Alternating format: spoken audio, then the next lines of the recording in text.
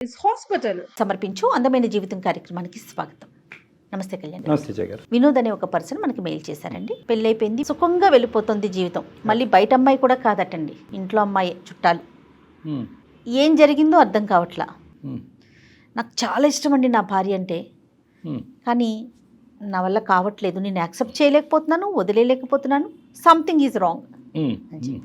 సరే, ఒకసారి మీతో మాట్లాడిస్తానని చెప్పాను. తప్పకుండా మేడం, ఒకసారి కాల్ చేద్దామండి.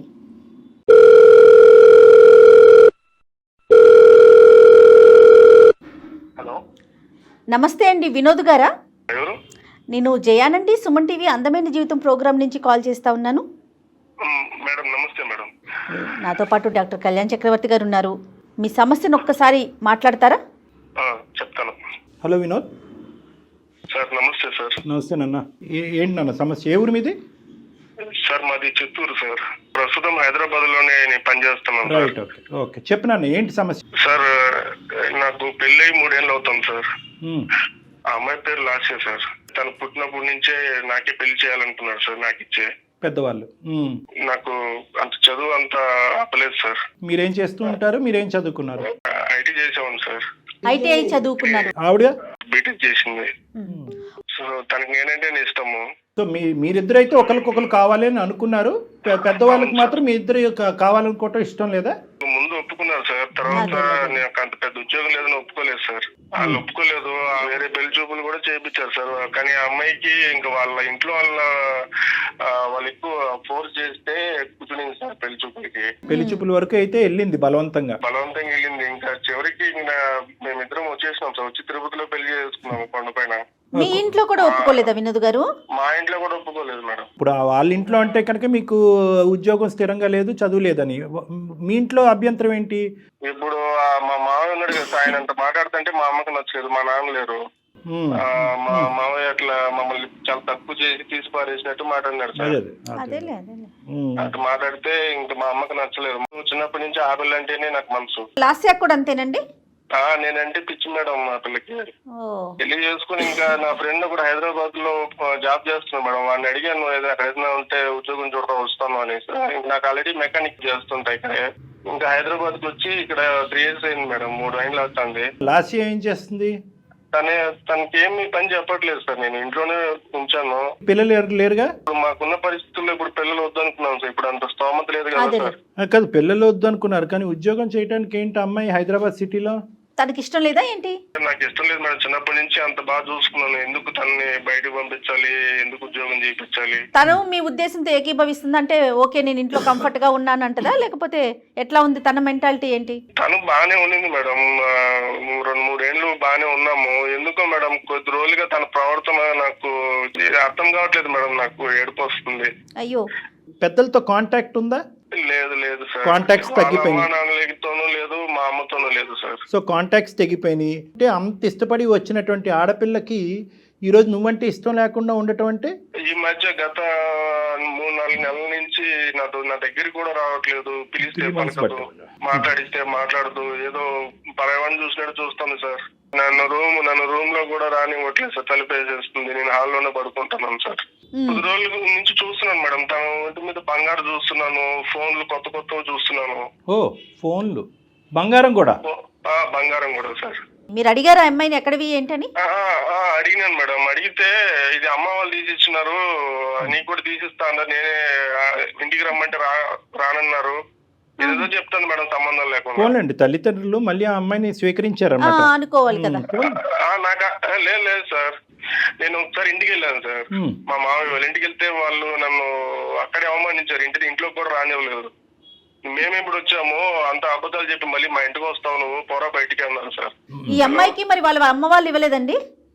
అదే మేడం నాకు అర్థం కాలేదు మేడం. అదే తను అడిగితే ఇది తనేమంటుంది, ఇది అమ్మ వాళ్ళు ఇచ్చినారు అంటుంది. వాళ్ళ ఇంట్లో ఏమో మేము తీసిలేదు అంటారు. ఈ సాగు పెట్టుకుని మళ్ళీ మా ఇంటికి వస్తావా, పోరా బయటికి అని వాళ్ళు నన్ను గెంటేసినారు సార్.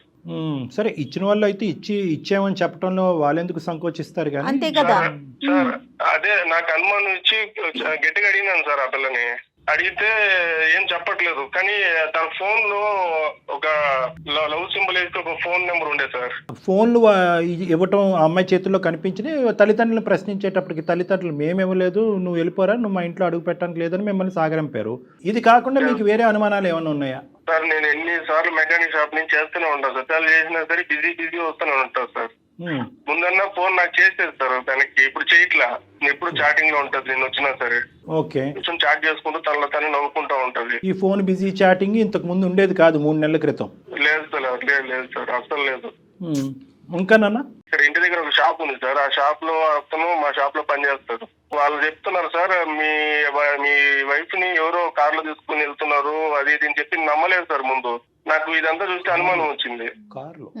నేను షాప్ కి వెళ్ళిన వెంటనే వెళ్తుందంట సార్ బయటికి. నేను షాప్ నుంచి వచ్చేసరికి వచ్చేస్తుందంట మళ్ళీ ఇంటికి. అంటే ప్రతిరోజు జరుగుతుందంటండి? రోజు వెళ్తుందంట మేడం. వాళ్ళు కనిపించినప్పుడు చెప్తున్నారు మేడం నాకు. సార్ ఈ 3 కలిపితే నీకు అనుమానం వస్తుంది. అనుమానం వచ్చి నేను కూడా వెళ్ళాను సార్. ఒకసారి ఇంటికి వెళ్తే నా ముందే ఒకసారి కార్ లో వెళ్ళింది. నీ కళ్ళతో కూడా చూసావు? వెనకాల వెళ్తే షాపింగ్ వెళ్తాంది, సినిమాకి వెళ్తాంది. నాకు తట్టుకోలేకపోతున్నాను సార్ నేను. ఎవరు ఆ పక్కన ఉన్నవాడు? ఎవరు అతను? ఎవరో తెలియదు సార్ నాకు కూడా. చివరికి అడిగేసినా సార్, మనసు చంపుకొని ఏదైతే అయింది అని చెప్పుకొని అడిగితే నీకు తెలియదు, నేను అనుమానిస్తున్నావు అని చెప్పి తిరిగి నన్నే అంటాను సార్. నీదే అనుమానం అంటుందా? నేను నా కల్లారా నేను చూసాను అంటుంటే కూడా నమ్మట్లేదు సార్. లేదు, నువ్వు ఎవరినో చూసినావు, నేను ఒక్కటే వెళ్ళాను, ఎవరితో వెళ్ళలేదు అని ఇలా తను నాతో వాగ్వాదాలు పెడతాను సార్. ఆ స్మార్ట్ ఫోన్లు ఏవో ఉన్నాయి కదా, ఒక 2-3 ఫోటోలు వీడియోలు తీయలేకపోయావు? కార్ నెంబరు మాల్లో అక్కడ తిరుగుతున్నప్పుడు వాళ్ళని చూడగా అసలు నాకు కాళ్ళు చేతులు ఆడట్లేదు సార్. ఆ టైంలో నేను పెట్టుకుంటాను సార్. కానీ మీరు చెప్తున్నదంతా నిజమని మేము ఎలా నమ్మాలి అని అంటున్నా వినోద్. తనే చెప్తాను సార్. తర్వాత నేను అడిగి కొద్ది అవును నా ఫ్రెండ్ అని చెప్పింది సార్. తనే ఒప్పుకుంది? ఫ్రెండ్ అందా? ఒప్పుకుంది. నేను చాలా రోజులుగా అడిగితే అవును అని చెప్పి నాకే చెప్పేసరికి ఇంకేం చేయాలో అర్థం కావట్లేదు సార్. ఇట్లా మా అమ్మ వాళ్ళ దగ్గరికి పోలేను, ఇట్లా వాళ్ళ అమ్మ నాన్నని అడగలేను. ఫ్రెండ్ అయితే దానికంటూ ఒక లిమిటేషన్ లేదా ఒక గీత ఉంటుంది కదా. కానీ నువ్వు లేనప్పుడు ప్రత్యేకించి ఎందుకు వెళ్ళాలి? నీకు తెలియకుండా సీక్రెట్ ఈ కథను ఎందుకు నడిపించాలి? దాన్ని ఫ్రెండ్షిప్ అని ఎలా అంటాం మనం? నేను అది ఆ మాట అంటే నువ్వు అనుమానిస్తున్నావు, నేను అట్లాంటి తప్పు చేసే అమ్మాయిని కాదు. ఫ్రెండ్షిప్ కి మించి ఏం పెద్ద వాళ్ళిద్దరి మధ్యన జరగలేదు అని అందా ఆ అబ్బాయికి తనకి? అంటుంది సార్, అంటుంది. కానీ ఇప్పుడు నాకుంటది కదా సార్, నా భయాలు నాకుంటది కదా సార్. నాకేట దూరం. ఓకే, నీకు దూరం అయిపోద్దని ఇన్సెక్యూరిటీ ఉంటుంది. ఈ అబ్బాయి ఎవరు? తను ఎవరో నాకు కూడా తెలియదు. అడిగితే నీకు నా మీద నమ్మకం లేదా అని చెప్పి నన్నే. అయ్యో, బాధపడకండి వినోద్. లేదులే వినోద్, అడుగుదాం. మన ప్రయత్నం మనం చేద్దాం, మాట్లాడదాం. కళ్యాణ్ గారు, అమ్మాయితో మాట్లాడితే తన ఉద్దేశం ఏంటి, తినే తప్పుగా అర్థం చేసుకుంటున్నాడా లేదా ఏం జరుగుతోంది అనేది మనం తెలుసుకోవచ్చు. మీరు అన్నట్లుగా వినోద్, మీరైతే దేనికైనా సిద్ధంగా ఉండండి. నువ్వే కలుపు ఫోన్. చూద్దాం సార్, మీరు అమ్మాయితో మాట్లాడితే మీకు ఒక ఐడియా ఫామ్ అవుతుంది కదా. హలో, తిన్నావా? ఇందాకే చేసావు, మళ్ళీ ఎందుకు చేస్తున్నావు? ఎందుకంత కోపం నా మీద? నేను ఏం అడిగినా నిన్ను? పదే ఎందుకు కాల్ చేస్తున్నావు అంటున్నాను. మీ కోపడకమే, నేను చెప్పేది నువ్వు ఎందుకు ఇన్ని రోజుల నుంచి తేడాగా ప్రవర్తిస్తున్నావు? నీకేమైనా అనుమానంగా నేను అనుమానిస్తున్నాను? నేను చెప్పు. ఇన్నిసార్లు కాల్ చేసి అనుమానించడం అని అంటారు కదా, ఏంటి నా మీద ఏంటి డౌట్ నీకు ఇన్నిసార్లు కాల్ చేయడానికి? మరి ఎప్పుడు చేసినా బిజీ వస్తానే ఉంటుంది. ఇందుకు ముందన్నా నువ్వు నాకు వెనక్కి చేసేదాన్ని, ఇప్పుడు అది కూడా చేయట్లేదు కదా నువ్వు. నాకు బిజీ ఉంటే ఎవరు కాల్ తీయరు. నీకు నాతో మాట్లాడే ఇష్టం లేదు, నాకు అర్థమైపోయింది. ఒకసారి మాట్లాడతారంటే నీతో మాట్లాడు సార్. హలో అమ్మ, నమస్తే అమ్మ. నా పేరు డాక్టర్ కళ్యాణ్ చక్రవర్తి అమ్మ. సుమన్ టీవీ అందమైన జీవితం నుంచి మాట్లాడుతున్నాను. నాతో పాటు సీనియర్ యాంకర్ జయ గారు కూడా ఉన్నారు ఇక్కడ. చెప్పండి సార్. ఏం లేదమ్మా, వినోద్ మాకు ఈమెయిల్ పంపించాడు. చాలా బాధలో ఉన్నాడు. సడన్ గా ఒక 2 to 3 months బట్టి మీలో ఒక మార్పు వచ్చింది. అతన్ని పెద్ద పట్టించుకోవట్లేదు, అతనికి పెద్ద ఇంపార్టెన్స్ ఇవ్వట్లేదని అతను చాలా లోన్లీగా ఫీల్ అయ్యి మాకు ఈమెయిల్ పంపించి, అసలు నా భార్య లాస్యలో మనసులో ఏముందో దాగుందో నాకు తెలియట్లేదండి, అతను అడగలేక అతను అడగవలసినటువంటి ప్రశ్నలు మా ద్వారా అడిగిస్తున్నాడమ్మా. ఇప్పుడు ఆయన అనుమానిస్తున్నాడు అని నేను అనడంలో తప్పులేదు కదా సార్? అంటే నాకు తెలియదమ్మా అసలు మీ ఇద్దరి మధ్యన లాస్ట్ 2 to 3 months బట్టి ఎటువంటి డిఫరెన్స్ ఆఫ్ ఒపీనియన్ వచ్చిందన్నది చెప్పమ్మా చాలా. అంతే. ఇప్పుడు మా ఇద్దరి పర్సనల్ లైఫ్ లో జరిగే విషయాలన్నీ మీకెందుకు షేర్ చేయాలి సార్ నేను? చిన్నప్పటి నుంచి బాగా ఇష్టపడి మీరిద్దరు ప్రేమించుకుని పెద్దలకి ఇష్టం లేకుండా పెళ్లి చేసుకున్నారు. ఈ సందిగ్ధ పరిస్థితుల్లోంచి మిమ్మల్ని ఇద్దరిని బయటకు లాగటానికి స్నేహితులు లేరు, కుటుంబ సభ్యులు లేరు. ఇప్పుడు అతను అనుమానిస్తున్నాడని నువ్వు బాధపడుతున్నావు, నా భార్య నాతో పాటు సహకరించట్లేదని అతను బాధపడుతున్నాడు. ఎవరికెళ్ళి చెప్పుకుంటారు మీరు?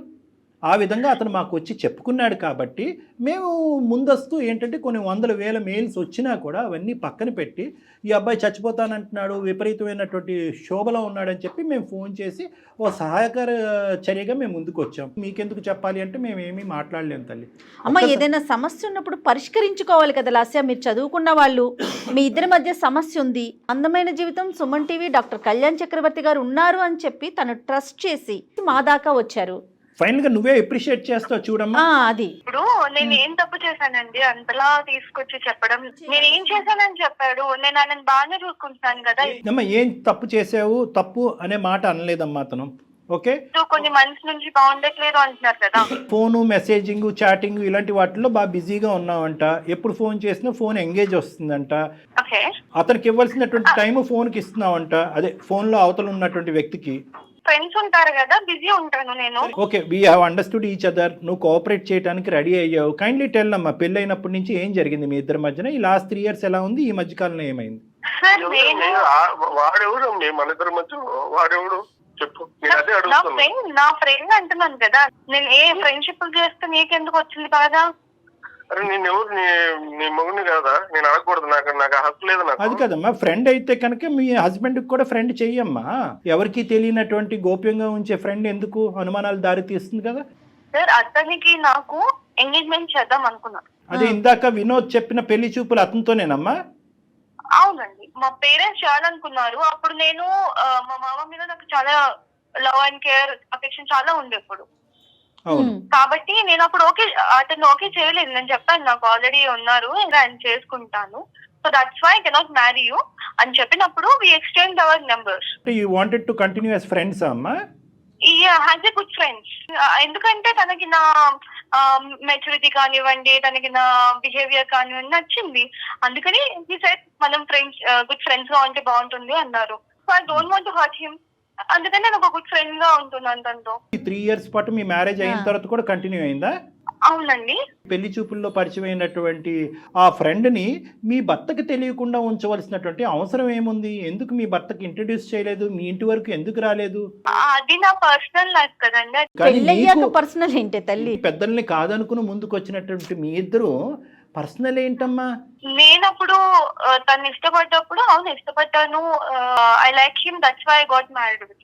కానీ నా లైఫ్ ఎలా ఉండాలి, ఎలా డిజైన్ చేసుకోవాలి అప్పుడు నాకు తెలియదు. అప్పుడు నాకు తను నచ్చారు కాబట్టి అలా అనుకున్నాను. కానీ వాట్ ఈస్ లైఫ్ అనేది నాకు తనతో ఫ్రెండ్షిప్ వల్ల అర్థమైంది.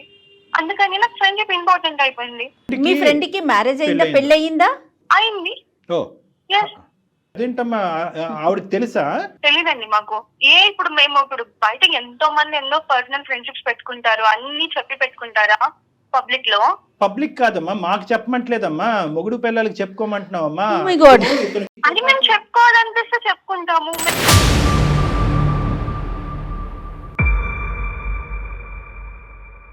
తను ఇక్కడే హైదరాబాద్ లోనే ఉంటారు కాబట్టి నాకు తనతో ఇంకా క్లోజ్నెస్, నాకు తన బిహేవియర్, తన way of living, life style అంతా నచ్చింది. ఇప్పుడు అవన్నీ మాకు తెలుస్తున్నాయమ్మా. ఇప్పుడు అతని స్థానం ఏంటి, నీ భర్త అయ్యే స్థానం ఏంటమ్మా? What is the problem with him?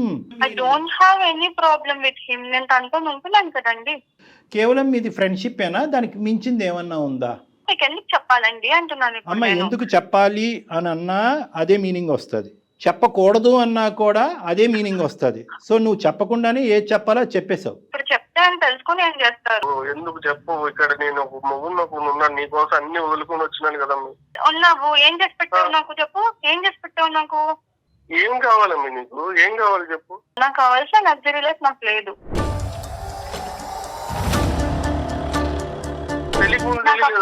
నాకు తెలియదు, అప్పుడు నాకు తెలియదు. ఇల్లు వచ్చేటప్పుడు నాకు తెలియదు, ఇప్పుడు తెలుస్తుంది, నాకు బుద్ధి వచ్చింది. సో అందుకని నా లైఫ్ ని నేను ఎంజాయ్ చేస్తున్నా. ఏం మాట్లాడాలమ్మా నీతో? నువ్వు కావలసినటువంటి వ్యక్తి గురించి ఫైట్ చేసేసి తిరుపతి కొండ మీదకి వెళ్ళి పెళ్లి చేసుకుని ఈరోజు 3 సంవత్సరాల పాటు ఇరువైపుల కుటుంబాలను వదిలేసి ఇక్కడికి వచ్చి ఉన్నావంటే కనుక ఎంత మెంటల్ స్ట్రెంగ్త్ ఉండాలి మీకు, ఎంత ఇమోషనల్ మెచ్యూరిటీ ఉండాలి అని అనుకున్నాం. కానీ ఇక్కడ కాంట్రాస్టింగ్గా ఒక డిఫరెంట్ పిక్చర్ కనిపిస్తుందమ్మా, ఆపోజిట్ పిక్చర్ కనిపిస్తుంది మాకు. నీలో మెచ్యూరిటీ కాదు కదా, చాలా దిగువ స్థాయి ఇమ్మెచ్యూరిటీ ఉంది, తేలికతనం ఉంది, పెళ్ళి అనేటటువంటి దానికి సంబంధించిన విలువలు తెలియనటువంటి మనస్తత్వం ఉంది, ప్రేమ అంటే అర్థం పర్థం లేదు అన్నట్టు అనిపిస్తుంది. కేవలం ఒక సిటీకి రాగానే నువ్వు రెక్కలు వచ్చినటువంటి పక్షిలాగా లగ్జరీస్ అనుకుంటూ ఫస్ట్ టైం నీ జీవితంలో అతను మెకానిక్గా చిరిగిపోయినటువంటి చొక్కా నీకు ఇప్పుడు కనిపిస్తుంది. నీ ఇంట్లో ఉండేటటువంటి కంఫర్ట్స్ లేవు అన్నట్టు నీకు అనిపిస్తున్నదని అనిపిస్తుందమ్మా. ఫస్ట్ ఆఫ్ ఆల్ ఒక్క పాయింట్ నాకు చెప్పు, మీ తల్లిదండ్రులు నిన్ను వెనక్కి ఆ ఇంటికి రానివ్వట్లేదు, ఏమాత్రమైనా నీకు బాధ ఉందమ్మా? లేదండి, నాకెందుకు, బాధ వాళ్ళ లేదు. దగ్గర ఉన్నప్పుడు అక్కడేం వాళ్ళు ఫ్రీడమ్ ఇవ్వలేదు. ఇప్పుడు నీకు ఫ్రీడమ్ కావాలి అంటే ఏం కావాలమ్మా? అంటే వినోద్ నీ చేత ఉద్యోగం చేయనివ్వలేదనా నీ బాధ? అసలు ఫ్రీడమ్ అంటే ఏంటి మీ ఉద్దేశంలో? నా లైఫ్ లో నేను ఎలా ఉండాలనుకుంటున్నాను, నా లగ్జరీస్ నేను ఎలా మెయింటైన్ చేయాలనుకుంటున్నాను అలా. నీ లైఫ్లో నీ లగ్జరీ, నీ లైఫ్ అంటే ఒక పెళ్ళైన ఆడపిల్ల ఇంకొక మగాడితో తిరగటం అమ్మా లగ్జరీ అంటే. అందరూ అలాగే ఉంటున్నారు మేడం. అందరి సంగతి నీకెందుకమ్మా, సమస్య నీ దాకా వచ్చింది. మాట అనే హక్కు లేదు. నీ జీవితం ఏంటి అనేది నువ్వు మాట్లాడుకో అమ్మా. అందరూ ఎక్కడున్నారమ్మా? నీ వయసు ఎంత, నీ అనుభవం ఎంత? నేను మేజర్ కాబట్టి. నువ్వు మేజర్ అయినా కూడా 10 times మైనర్లో ఉన్నావు నువ్వు. ఇక్కడ ఒకటే పాయింట్, నా జీవితం అనేటటువంటి మాట ఎప్పటి వరకు అంటే కనుక నువ్వు బ్యాచులర్గా ఉన్నంతసేపు, మీ ఊర్లో ఉన్నంతసేపు, మీ అమ్మా నాన్న దగ్గర పెరిగినంతసేపు. పెళ్ళయిన తర్వాత మీరిద్దరూ కలిసి ప్రయాణం చేస్తున్న తర్వాత ఇద్దరు టోటల్గా ఒక నమ్మకంతో, ఒక ట్రాన్స్పరెన్స్తో పెరగాలి అనేటటువంటి ఉద్దేశంతోనే పెళ్ళి అనేటటువంటి ఒక బంధం ఏర్పడింది. నా అనే మాటలో మన అనేటటువంటి పదం కూడా రావాలి. నీ భర్తకు తెలియకుండా ఇలా ఈ విధంగా నువ్వు ప్రవర్తించడం అనేటటువంటిది నీకు ఇష్టమేమో కానీ, but you're bound to answer to him. అతనికి సమాధానం చెప్పవలసినటువంటి రైట్ నీకుంది. ఎందుకంటే నువ్వెంతైతే అతను నమ్ముకుని పారిపోయి వచ్చేసావో, అతను కూడా నిన్ను నమ్ముకుని వచ్చేసాడు. నీ తల్లిదండ్రులు ఫస్ట్ నిన్ను ఆపారు. నువ్వు బీటెక్ చదివేవమ్మా, వాడు మెకానిక్, ఐటీఐ మధ్యలో ఆపేశాడు. వద్దు అమ్మ అంటే కనుక నో నాన్న వాడే కావాలి, ఐ వాంట్ హిమ్ అని చెప్పుకుంటూ అతను వెనకతలు తోకలాగా పరిగెట్టుకుని వచ్చావు. అప్పుడే మీ తల్లిదండ్రుల యొక్క మాట విని గుడ్ బై చెప్పి ఉంటే కనుక అతను ఎవడో ఇంకో అమ్మాయిని చేసుకుని హ్యాపీగా ఉండేవాడు. ఈరోజు ఇక్కడ పెద్ద ఫెయిలియర్ ఎవరిదో తెలుసా? నీదే వినోద్. నీ ఫెయిలియర్ ఎక్కడో ఊడిపడినటువంటి ఆడపిల్ల కాదు, అరేంజ్డ్ మ్యారేజ్ కాదు, మీ కుటుంబంలోనే పుట్టి పెరిగినటువంటి ఒక ఆడపిల్ల యొక్క సైకాలజీ, మెంటాలిటీ నువ్వు ఆవగింజంతా కూడా అసెస్ చేయలేకపోయావు. నోట్లో వేలు పెట్టుకునే పిల్లోడు కూడా అసెస్ చేస్తాడు, ఈ అమ్మాయికి మెంటల్ మెచ్యూరిటీ లేదు, గాలివాటం, గాలి ఎటువైపు వేస్తే అటువైపు కొట్టుకుపోయేటటువంటి రకం. వాడి పిల్లం వచ్చి ఈ అమ్మాయి జుట్టు పట్టుకుని నేలకేసి కొడతాది. ఆ రోజు ఈ అమ్మాయికి తెలిసి వస్తుంది, దిస్ ఈస్ కామన్, ఇది fair, what is wrong, where is freedom, ఈ ఇంగ్లీష్ టెక్స్ట్ బుక్లో ఉన్న పదాలన్నీ వాడేస్తుంది కదా. ఈ అమ్మాయికి సరైనటువంటి పనిష్మెంట్ ఇప్పుడు వరకు తగల. లవ్ మ్యారేజ్ అయినా కూడా పేరెంట్స్ క్షమిస్తారు. అరే ఏముందిలే, మన ఆడపిల్ల ఎక్కడో ఎలా ఉందో, మన ఇంట్లో మనిషిని ఇక్కడ చేసుకుంది, పండగకు పిలుద్దాం, పబ్బానికి పిలుద్దాం. 3 years పాటు ఈ అమ్మాయిని ఇప్పటికి కూడా గడప తొక్కనివ్వలేదు అంటే కనుక ఈ అమ్మాయి మొండి వైఖరు. వాళ్ళు మొదటి నుంచే స్టడీ చేసి ఈ రోజు వచ్చినటువంటి అమ్మాయి మళ్ళీ మన ఇంట్లో ఏం పెంట పెడతాది రా బాబు, ఎక్కడుంటే అక్కడే ఉన్నాయి అని చెప్పి ఆ అమ్మాయికి దండం పెట్టి నీ నెత్తి మీద పెట్టి వదిలేశారు. ఈ గుడిబండను తెచ్చుకుని నీ నెత్తిమే పెట్టుకున్నాను. సార్ పెళ్లికి ముందు ఇట్లా లేదు కదా సార్. నేనంటే ప్రాణం అనింది, నేనంటేనే ఇష్టపడింది, ఎక్కడైనా తీసుకెళ్ళిపోమావయ్యా అనింది. లేదు, నువ్వెవరితో నన్ను ఉన్నావని నేను వచ్చి చూస్తున్నానా? లేదు కదా. నన్ను నువ్వే ప్రతిదానికి వెనకొచ్చి ఎంక్వైరీ చేస్తున్నావు. నేను చేస్తున్నానా? నువ్వు అమ్మ కనిపించేటటువంటి వాటి గురించి మాట్లాడదాం అమ్మ. నువ్వు ఫోన్ చేసినప్పుడు అతను ఫోన్ ఎంగేజ్ రాలేదు, నువ్వు మెసేజ్లు పెట్టినప్పుడు అతను తిరిగి మెసేజ్లు పెడుతున్నాడు. ఏ టైం వచ్చినప్పుడు ఎప్పుడు వెళ్ళినా కూడా ఆ మెకానిక్ షాప్లో స్క్రూలు బిగించుకుంటూ కూర్చున్నాడు.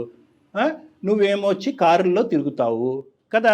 అతను ఏమన్నా కారుల మీద తిరిగాడా? నీకు ఆల్రెడీ పెళ్ళయింది, అక్కడ అడ్డంగా దొరికేది. ఆల్రెడీ అతనికి పెళ్ళైపోయింది, అతనికి ఒక భార్య ఉంది, మీది ఒక ఫ్రెండ్షిప్, దానికి ఒక గొప్ప పదం. ఈ పదాలు ఎక్కడ దొరుకుతున్నాయో భగవంతుడా, దాన్ని తీసుకొచ్చి పెట్టేసుకున్నావు. దాన్ని ఎక్కడి దాకా తీసుకెళ్తావు?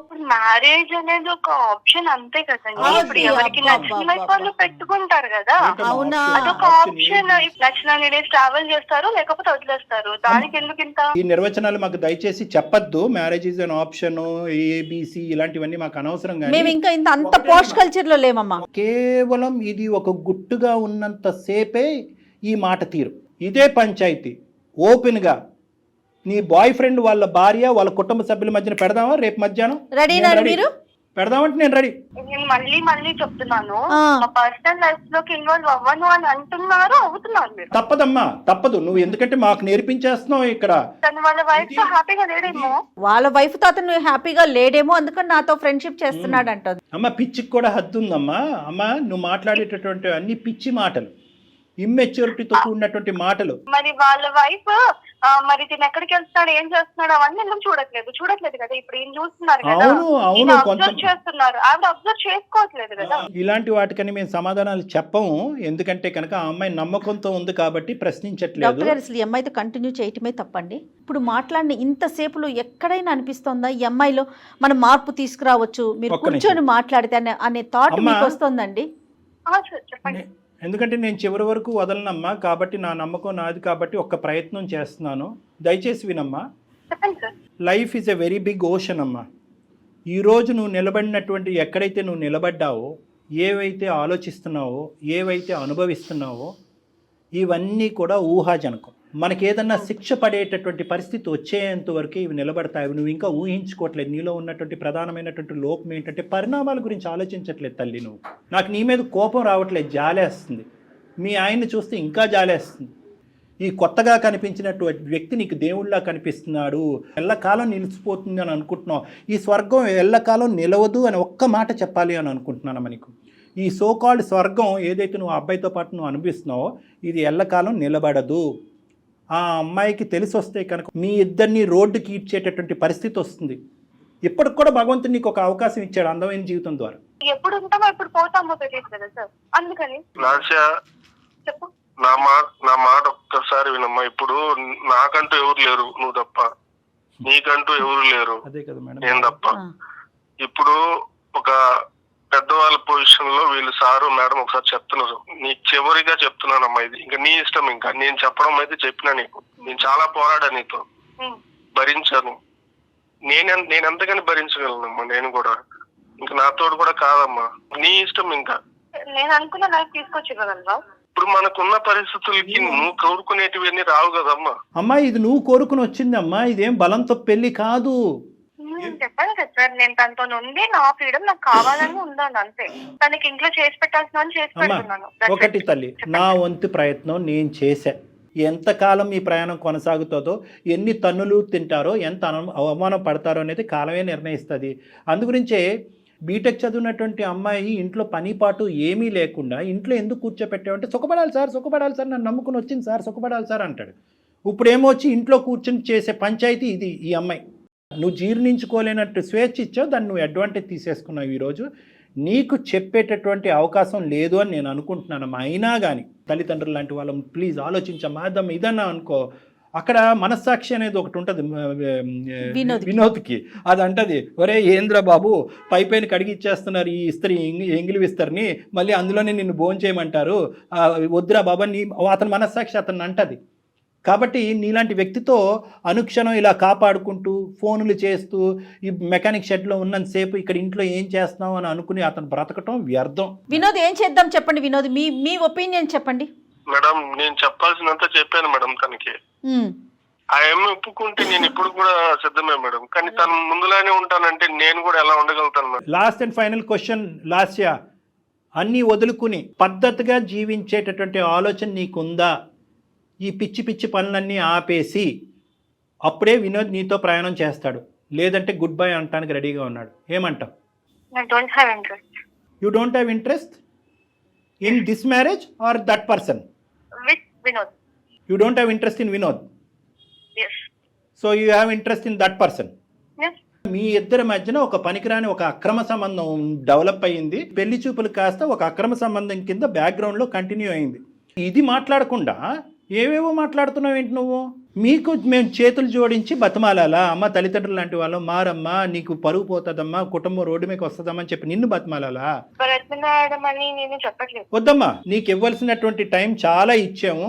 వినోద్, ఇటువంటి అమ్మాయిని నువ్వు ఆలోచించకుండా, తెలివితేటలు లేకుండా, అసెస్ చేయకుండా పరిగెట్టుకుంటూ వెళ్ళి పెళ్లి చేసేసుకున్నావు. ఇప్పటికైనా మీ ఇద్దరి మధ్యన పిల్ల జల్లా ఎవరు లేరు కాబట్టి, ఎటువంటి బాధ్యత బరువు లేదు కాబట్టి ఇప్పటికైనా సంతోషంగా సుఖంగా గుడ్ బై చెప్పేసి ఆ అమ్మాయికి నీ జీవితం ఏంటి అన్నది నువ్వు బతుకు. ఆ అమ్మాయి కంటే ఇలా వదలటం, ఎక్కడికక్కడ కట్ చేయటం అలవాటే.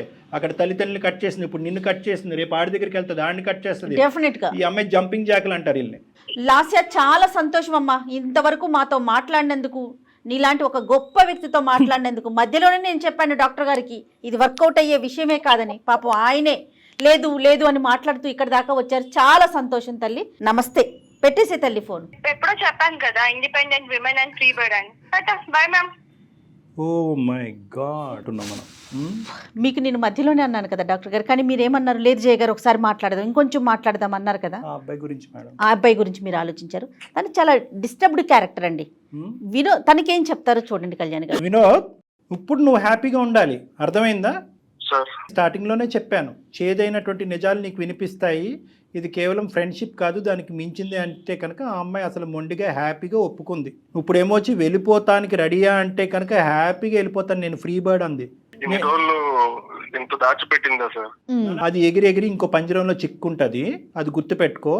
ఇంకొకటి కూడా నేను చెప్తున్నా, నువ్వు హ్యాపీగా ఉండటం అనేది ఎంత ఇంపార్టెంటో, మొండిగా ఉండటం కూడా అనేది అంత ఇంపార్టెంట్. ఆ అమ్మాయి అక్కడ ఇక్కడ ఆ పెంట ఈ పెంటలోకి వెళ్ళి అన్ని ముళ్ళు గుచ్చిపించుకుని మళ్ళీ తలుపు కొడతాయి, తీరానైనా నేను లోపలికి వస్తా. అక్కడ కూడా ఈ అమ్మాయికి అవకాశం ఇవ్వకుండా ఉండేటటువంటి మొండి ధైర్యం నువ్వు పెంపొందించుకోవాలి. హైదరాబాద్లో ఒంటరిగా ఉండద్దు. ఏం చేసుకున్నా కూడా నీ కుటుంబంతో పాటు నువ్వు హ్యాపీగా ఉండొచ్చు. ఆ ఇరువైపుల కుటుంబాలకి మొత్తం కథంతా చెప్పు. మళ్ళీ ఏ మొక్కం పెట్టుకుని వెళ్తాం సార్ ఇంటికి? ఏం తప్పు చేసావని నాన్న? నువ్వేం నువ్వేం చేయలేదమ్మా. తప్పు చేసావు? నచ్చినటువంటి అమ్మాయితో ప్రయాణం మొదలు పెట్టాలని ముందుకు వచ్చావు. ఆ అమ్మాయి మధ్యలోనే గుడ్ బై చెప్పింది.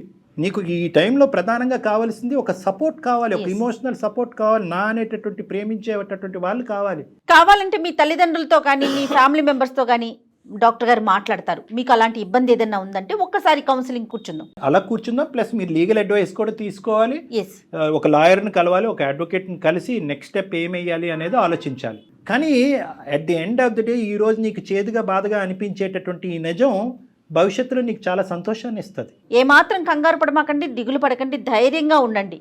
ఒక్కసారిగా కొద్దిగా కష్టంగా ఉంది సార్, కానీ నేను స్ట్రాంగ్ అవుతాం.